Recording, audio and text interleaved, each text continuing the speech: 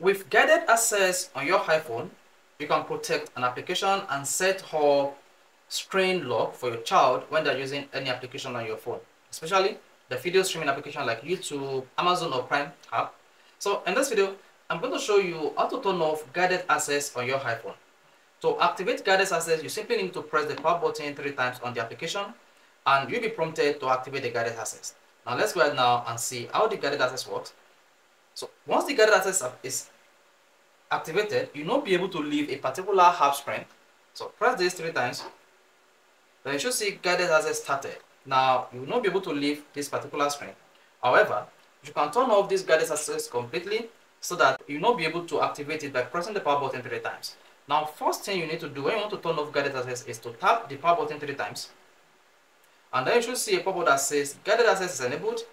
Then tap 3 times to exit it.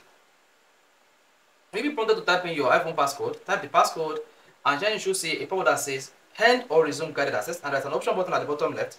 If you click on that, you see all the features of the guided access. So since we're interested in how you can easily turn off the guided access, all you need to do is click on end, then guided access ended. This has not turned off the guided access on your iPhone. Now to completely turn off the guided access on your iPhone, you need to go to the iPhone settings, scroll down and click on accessibility, then scroll down to the bottom of the page and select guided access. You see guided access turned on, then turn off guided access, and there you go. If you turn on this, then you'll be prompted to set the passcode to use guided access again. But if you just toggle off the guided access button, this will turn off the guided access on your iPhone. And if you press the power button 3 times again, nothing is going to happen. This will only close your iPhone and the guided access will not be hacked. So this is how to turn off guided access on your iPhone. If this is helpful, you want to hit the like button and subscribe to our YouTube channel for more quality videos just like this.